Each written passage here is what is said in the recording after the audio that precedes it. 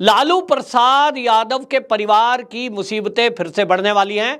लालू प्रसाद, जिनके ऊपर चारा घोटाले का आरोप लगा था और आजकल वो जमानत पर हैं, बीमारी बताकर वो जमानत ले पाए हैं, लेकिन अब उनका बेटा तेजस्वी यादव भी सीबीआई के निशाने पर है। असल में मामला है बिहार का, और उस समय का जब लालू प्रसाद यादव रेल मंत्री थे, और रेल मंत्री रहते हुए उन्होंने जो भर्ती की थी उस समय ग्रुप डी की, उस भर्ती में क्या हुआ था कि भर्ती में जो गरीब लोग हैं बिहार के बच्चे, और गरीब लोगों के पास पैसा नहीं था देने के लिए, तो एक बाकायदा वहां लालू प्रसाद के जो लेफ्ट राइट हैं, आसपास के लोग हैं, उन्होंने एक स्कीम चला दी कि आप अपनी जमीन लालू प्रसाद के परिवार के नाम करिए और आपकी नौकरी पक्की। इसका खुलासा कुछ दिनों बाद हुआ जब कंप्लेंट की गई, जब मोदी सरकार आई, कि लालू प्रसाद के टाइम पे इस तरह का घोटाला हुआ। और इस मामले को लेकर के आपको बताएं, 23 सितंबर 2021 में एफआईआर दर्ज कराई गई और इसकी जांच के लिए सीबीआई को आदेश दिया गया। सीबीआई ने जब जांच की तो पाया कि बहुत सारे प्रॉपर्टी इनके नाम पे इस तरह से आई है और वो अरबों रुपए में है। अब इस पैसे से जो भर्ती का घोटाला किया इन लोगों ने, उससे पूरे देश में कई जगह इन्होंने मॉल, ऑफिस, बिल्डिंग, इस तरह के पैसे वो इन्वेस्ट किए। अब फिर सीबीआई इन सब ठिकानों को खंगालना चाहती थी कि आखिरकार ये प्रॉपर्टी कितनी है, कौन कौन इसमें मालिक हैं और ये घोटाला कितने का है। असल में ये जब कंप्लेंट आई, इसके बाद लालू प्रसाद यादव जब रेल मंत्री थे और इनके रहते नौकरी पाने के बदले में, एवज में, लोगों की जमीनें उनके नाम लिखवा दी गई। कोई गरीब आदमी है, उसके पास बेचारे के 5 बीघा जमीन थी, वो 5 बीघा उसने नाम लिख दी, बेटा नौकरी करेगा, सरकारी नौकरी करेगा, पेट भरने का काम चल जाएगा, 5-10 बीघा में क्या फर्क पड़ता है। ऐसे गरीब लोगों ने, किसी ने 2 लाख दिए, किसी ने 5 लाख दिए, किसी ने कर्जा लेकर के दिया। लेकिन लालू प्रसाद, जो अपने को कहते हैं बिहार का बेटा, ये तेजस्वी यादव जो अपने को कहता है बिहार का युवा, ऐसे लोगों ने बिहार के ही लोगों को लूटा, ये आरोप लगे। और सीबीआई ने जब जांच की तो पाया कि वाकई में घोटाला कई करोड़ रुपए का है, यानी अरबों रुपए का है। और इस मामले में जो लालू प्रसाद यादव जब रेल मंत्री थे, इनका ओएसडी था और राइट हैंड और बिल्कुल खासम खास, जिसके जरिए सारी डील होती थी, उनका नाम था भोला यादव। भोला यादव को सीबीआई ने जांच के लिए बुलाया और जब भोला यादव की प्रॉपर्टी का पता लगा तो इतनी प्रॉपर्टी कि भाई चौंक गए सीबीआई वाले। उससे पकड़ा, गिरफ्तार कर लिया, क्योंकि अनियमितता थी। बहुत सारे लोगों को ग्रुप डी में ऐसे भर्ती कर लिया गया जिन्होंने कोई फार्म नहीं दिया। वैकेंसी के लिए, वैकेंसी निकालने के लिए भी नियम ताक पे रखे गए। आनन फानन में वैकेंसियां निकाली गई, बिना किसी नियम को फॉलो करे भर्तियां कर दी गई। और इस सारे तार का जो जुड़ाव था वो भोला यादव से जुड़ रहा था। भोला यादव को जब सीबीआई ने पूछताछ के लिए बुलाया, उसने फटफट बता दिया, मुझे मत कुछ कहो जी, मैं सारी बात बता देता हूं, मुझे छोड़ देना। सीबीआई ने कहा ठीक है, पुलिस का तो तरीका है, तुम्हें कुछ नहीं कहेंगे, तुम बता दो भाई कहां कहां पैसा पहुंचा, किस किस के पास पहुंचा और कौन कौन इसमें शामिल है। तो जो सरकारी अधिकारी थे रेल मंत्रालय के, उनके नाम सामने आए। फिर लालू प्रसाद यादव के जो निकट के लोग थे, जिन जिन ने वो लिस्ट बनाकर और पैसा बटोर के दिया, उनके कुछ नाम आए, क्योंकि भोला यादव ने बताया कि जो ये पार्टी है लालू प्रसाद यादव की, ये यही काम कर रही थी कि रेल मंत्री लालू और उनकी पार्टी के लोग, विधायक, यहां पर सांसद, लोगों से कार्यालय में मिलते थे, घरों में मिलते थे, डीलिंग करते थे। हाँ भाई, तेरी नौकरी लगवानी है, ले आओ 5 लाख। साहब मेरे पे 5 लाख तो नहीं है, ठीक है 5 बीघा जमीन अपने नाम लिख दो, भेज रहा हूं फला अपना एक चेला। तो भेज दिया कोई आदमी, उसके बिहाफ पे रजिस्ट्री करा ली, फिर वो प्रॉपर्टी बेच दी किसी को, थर्ड पर्सन को। थोड़े दिन बाद उसका पैसा आया, उसको लगा दिया कहीं और इस तरह से 2 नंबर के पैसे को 1 नंबर में कन्वर्ट करने के लिए ये सब कारनामे किए गए। भोला यादव की गिरफ्तारी के बाद ये जो खुलासा हुआ, इसके बाद सीबीआई ने देश में 25 ठिकानों पर रेड की। और इस 25 ठिकाने में आपको बताएं, जो लालू प्रसाद यादव की पार्टी है, इसमें फैयाज अहमद, सुबोध राय, अशफाक करीम और सुनील सिंह, इनके घरों पर रेड हुई और इसी तरह तेजस्वी यादव के ठिकानों पर रेड हुई। तेजस्वी यादव के जो ठिकाने हैं इसमें रेड हुई, उसके घर पे तलाशी हुई, कुछ दस्तावेज मिले हैं जिनसे ये सबूत मिल रहा है और एक प्रॉपर्टी का पता लगा है। वो प्रॉपर्टी हरियाणा के गुरुग्राम में प्राइम लोकेशन पर एक है, अर्बन क्यूब्स मॉल, और वो मॉल जो है सेक्टर 71 में है। हालांकि तेजस्वी यादव कह रहे हैं मेरा मॉल तो नहीं है, ये तो बीजेपी वालों ने उद्घाटन किया था। भैया उद्घाटन किसी ने किया, पैसा तो तुम्हारा लगा है, तुम्हारा नहीं है। तुमने पार्टनरशिप भी की तो भी तो तुमने 100 करोड़ रुपए यदि लगाने को दिए, ये 100 करोड़ कहां से आए अभी ईडी पूछेगी।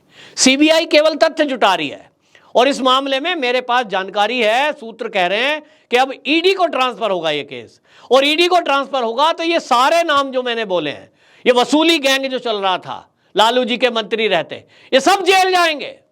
और ईडी बख्शने वाली नहीं है, क्योंकि मोदी जी समझते थे कि जिन्होंने लूटा है उनसे लौटाना पड़ेगा। जब कहूंगा ये भागेंगे कोर्ट में, तो उन्होंने पहले ही नियम बदल दिया। ईडी का कानून ही इतना सख्त कर दिया कि प्रॉपर्टी भी जब्त और जेल भी, और इसीलिए बौखलाया हुआ है पूरा विपक्ष। सुप्रीम कोर्ट भागे भागे गए, सुप्रीम कोर्ट से कह रहे हैं साहब ये ईडी का कानून इतना सख्त हो गया, इसमें ढील दो, ये गलत है, संपत्ति जब्ती कर लो, जेल क्यों। सुप्रीम कोर्ट ने कहा देखो भाई कानून अच्छा है, जिसने देश का लूटा उसे तो लौटाना ही है, चाहिए ही। हालांकि सुप्रीम कोर्ट ने मना कर दिया, फिर इन्होंने बाकायदा दोबारा एप्लीकेशन डाली है खंडपीठ में, नहीं साहब दोबारा विचार करो, इससे बचाओ, मोदी जी सबको जेल में डाल देंगे लुटेरों को। तो भाई लुटेरे जेल में जाएंगे, देशवासियों को तय करना है कि लुटेरों के भाषा बोलनी है कि मोदी जी के साथ खड़े होना है। ये जितने लुटेरे हैं ये जेल जाने से घबराए हुए हैं। ईडी का कानून अगर मोदी जी ने ना बदला होता तो आप समझते हैं अनिल देशमुख जो जेल के अंदर बंद है, एनसीपी का नेता, महाराष्ट्र का मंत्री पूर्व, 100 करोड़ रुपए उगाही कर रहा था पुलिस के जरिए, ये पकड़ा जाना चाहिए था कि नहीं, ये जेल नहीं जाता। नवाब मलिक एनसीपी का नेता, महाराष्ट्र का मंत्री, दाऊद इब्राहिम के गुर्गों से, बम ब्लास्ट के दोषियों से जमीन खरीद रहा था, जेल जाना चाहिए था कि नहीं, मैं आपसे पूछ रहा हूं। जेल में आज भी बंद है, खूब एप्लीकेशन लगा दी, जेल में बंद है, छूट नहीं रहा है। आम आदमी पार्टी के सत्येंद्र जैन, हाई कोर्ट ने 2 बार एप्लीकेशन रिजेक्ट की है और यह माना है कि सबूत हैं, घोटाला हुआ है, भाई जेल में ही रहना चाहिए। कानून सही है तो समझिए, मोदी जी पहले से समझते थे कि ये लोग सुप्रीम कोर्ट दौड़ेंगे, कानून की दुहाई देंगे, और पहले से होता आया है कि इस देश को लूटो, 1000-2000 करोड़ लूटो, विदेश भाग जाओ, लूटो और मौज करो, सुप्रीम कोर्ट में केस चलता रहे, जिंदगी बीत जाती है, कोई जेल नेता जाता नहीं था। मोदी जी जानते थे, इसीलिए नकेल कसने के लिए कानून बदला, और उस कानून बदलने की बदौलत आज है कि आज बस अगर कोई घबरा रहा है तो वो सीबीआई ईडी से है। सीबीआई जांच कर रही है, पहली बार देख रहे हैं सीबीआई को तोता बोल रहे हैं, पहले भी बोला था कपिल सिब्बल ने, अब कह रहे हैं वो तोता है लेकिन अब वो बीजेपी का तोता है। पहले क्या कांग्रेस का था, तो कांग्रेस का था तो कांग्रेस ने तो सरकारें गिरवाई, समझौते किए, ब्लैकमेलिंग की लोगों को। मोदी जी तो कर नहीं रहे। मोदी जी अगर इस तरह से कर रहे होते एजेंसियों का दुरुपयोग करके, तो एक भी राज्य में भाजपा वाली सरकार के बिना कोई सरकार होती ही नहीं, सब जगह गिरवा देते, सब जगह मुख्यमंत्री मंत्री को जेल में ठूस दो, सरकार गिरवाओ और अपनी बनाओ। जो आरोप लगा रहे हैं जरा सोच के लगाएं, कई राज्यों में सरकार है, और अभी हाल ही में पंजाब के अंदर आम आदमी पार्टी की सरकार बनी है, राजस्थान में इतने दिनों से गहलोत सरकार चल रही है, वहाँ तो किसी को नहीं पकड़ रही एजेंसी, ये सीबीआई वगैरह। तो ये आरोप ना लगाएं, बाकायदा इसका जवाब दें। इसी तरह मैं आपको बता रहा था तेजस्वी यादव की प्रॉपर्टियां जो सीबीआई ने पता लगाया है, वो पता लगा, एक तो सेक्टर 71 में मैंने बता दिया, अर्बन क्यूब्स नाम का मॉल है बहुत बड़ा। इसी तरह सेक्टर 65 में उनकी कंपनी है मेडवास, उसका ऑफिस है। सेक्टर 42 में गोल्फ व्यू कॉर्पोरेट टावर है, वहां 7वीं मंजिल पर एक ऑफिस है, तेजस्वी यादव का है, किसी को दिया हुआ है, लीज पे दे देते हैं, ले लिया फिर लीज पे दे दिया, वो किराया देते रहते हैं, वो पैसा आता रहता खाते में, कहां से आ रहा है साहब, किराए का आ रहा है। तो इसी तरह से ये लैंड बेस्ड प्राइवेट लिमिटेड का ये ऑफिस है, यहां पर कंपनी है, और ये सब जो चल रहा है इसको लेकर के अब जो नीतीश बाबू हैं, जो अपने को कहते थे विकास पुरुष की उपाधि उनको मिली हुई थी, आज की डेट में अब आप देखिए कि उनकी क्या हालत है, कि उनको इन भ्रष्टाचारियों की भाषा बोलनी पड़ रही है। विधानसभा का सत्र हुआ है, उस विधानसभा के सत्र में सब हल्ला कर रहे हैं कि मोदी जी दुरुपयोग कर रहे हैं। भाई चिल्ला क्यों रहे हो? जांच होने दीजिए, कोर्ट में प्रस्तुत होने दीजिए, सब अपने अपने वकील भेजो और कोर्ट में सब वहां पर साबित करो कि आप लोग निर्दोष हैं। आपने समाज सेवा की थी, लालू जी जब मंत्री थे बिहार के बच्चों पर रहम खाकर उनको नौकरियां दी थी, 1 रुपया रिश्वत नहीं ली थी। कोर्ट में प्रूव कर दो, किसी की जमीन आपने नहीं ली, कोर्ट में प्रूव कर दो, तो कोर्ट आपको छोड़ देगी। लेकिन जैसा कि सबूत है, अब रेड में और चीजें आएंगी और अब ईडी की एंट्री होनी है। अगर बेटा जी सबूत ये आए कि इन्होंने भ्रष्टाचार किया था, गरीब लोगों की जमीनें ले ली थी, ये गरीब की हाय बहुत बड़ी होती है। अभी देख रहे हैं ना, बिहार में सरकार नहीं बनी थी तब तो ये 10 लाख नौकरियां दे रहे थे। बीजेपी है, नीतीश बाबू का साथ बीजेपी के साथ है, हमारी सरकार आएगी तो हम 10 लाख नौकरी देंगे। लोगों ने सोचा भाई ये सरकार बड़ी अच्छी है, क्योंकि लालू भ्रष्ट हो सकता था, ये बेटा जो आया है तेजस्वी ये बढ़िया है, तो ये अच्छा है, ये युवाओं की प्रॉब्लम समझता है। लेकिन जैसे ही गद्दी पे बैठा, लाठी चार्ज बेरोजगारों पर, सर फड़वा दिए, खूनम खून। क्यों? नौकरी मांग रहे थे, उनको लगा सरकार बदल गई, तेजस्वी जी हमारे नेता, जमीन का नेता बोल रहे थे, ये अब हमें नौकरी देंगे, तो मांग रहे थे। भाई तुमने 10 लाख कहा था, ये तो थोड़े से बच्चे थे जो गए थे, तो आपको 2.5 साल में 10 लाख नौकरी देनी है, इनको दे देते 10-5 हजार लोगों को। लाठी क्यों चलवाई? सवाल तो ये है। कुल मिलाकर भ्रष्टाचार है, भ्रष्टाचार से बचने के लिए ये बौखलाहट है, और इस बौखलाहट के बीच मोदी जी का ब्रह्मास्त्र है, और वो ये कि जिन्होंने लूटा है लौटाना ही पड़ेगा। देशवासी बताएं कि जिन्होंने लूटा है क्या लौटाना नहीं चाहिए? क्या वो जेल में नहीं जाने चाहिए? क्या उनको रेड नहीं पड़नी चाहिए? ये जितना चिल्लाहट है चिल्लाइए, लेकिन आम पब्लिक जो इन नेताओं के पक्ष में खड़ी होती है भ्रष्टाचारियों के, वो एक बार जाने के पहले सोचे।